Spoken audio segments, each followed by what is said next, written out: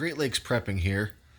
I've got this handful of Yukon Gold potatoes that are getting pretty close to the end of their freshness. So I decided I'm going to shred them up and make some frozen hash browns that I can use at a later time. Now there's a couple of steps that you have to follow if you're going to freeze potatoes, and that's what we're going to show in this video. The most important thing is after you cut them or shred them or whatever, they have to be blanched for a few minutes. If you don't do this, they're going to turn all brown and gray and nasty looking. So we're going to go ahead and get started shredding these up.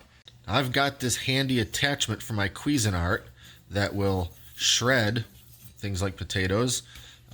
If I had flipped it around, it would slice, but I'm looking for hash browns here, so I'm going to use the grating side. I could use my hand grater, and I would do that if I was only going to shred up a single potato for a breakfast or something. But since I got a few of these to do, I might as well just break out the food processor here. A couple other quick things to mention. If you're going to make some fresh hash browns with a fresh potato, generally something like a russet is considered the best. But if you're going to be freezing, Yukon Golds tend to be better for freezing. Any of the light, thin-skinned potatoes. In fact, I'm not even going to bother peeling these. They freeze better and cook better after freezing than a russet or a classic Idaho potato. And the other thing I'll mention before we get going is that after you freeze them and you want to cook them, it's best to just cook them straight from frozen, right into the skillet. Otherwise, you might get that browning and that sort of thing. Whether or not you're shredding them or dicing them, slicing them, it doesn't matter. If you can cook them directly from frozen, that's probably going to give you the best result.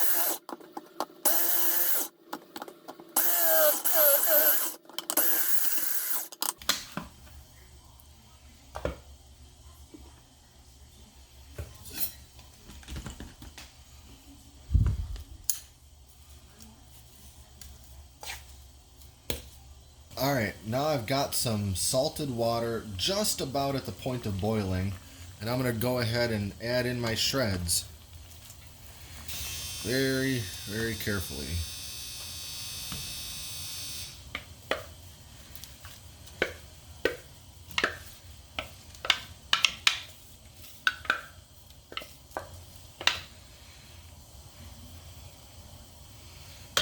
Now I'm basically just going to let this sit here and simmer just like this for about 5 minutes. It's been about 5 minutes. I'm just going to go ahead and strain these real well for a couple minutes.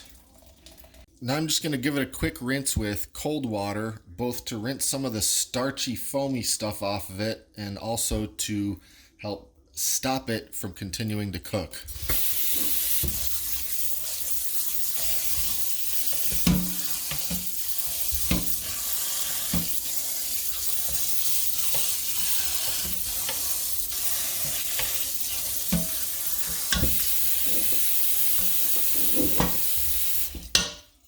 Okay, now these potatoes are considered blanched. I've drained them in this colander as much as they will drain, and now I'm just going to go ahead and lay them out on this towel and just sort of wring them out a bit. I'm not going to get them 100% dry, but I'd like to get them a bit more dry than they currently are.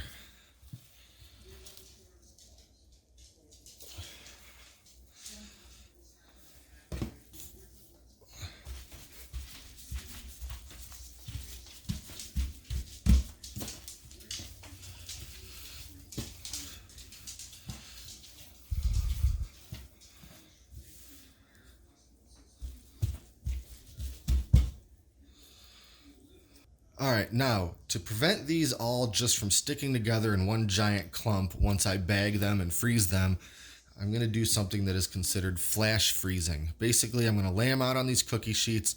I used a little bit of parchment paper just to make it a little easier. And I'm going to freeze them for about half an hour. Just enough to where they won't all stick together when I put them in the bags. I'm just going to kind of sprinkle them as best I can. You know, there's still a fair amount of wetness to these, but they're not sopping, dripping wet anymore, which is kind of what I'm going for. Obviously, if you were doing diced or sliced potatoes, you could shake a lot more of that moisture out.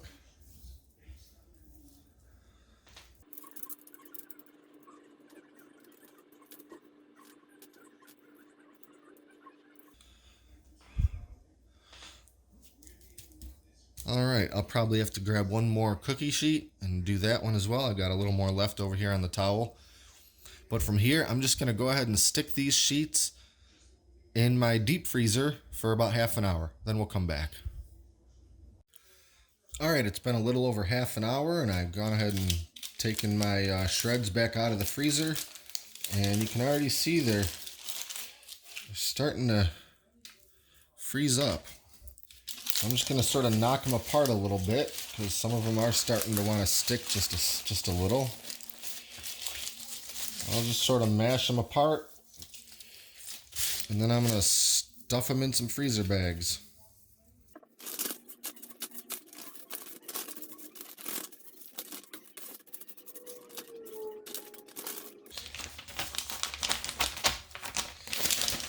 Now for the handy FoodSaver, I'm just going to go ahead and seal it up.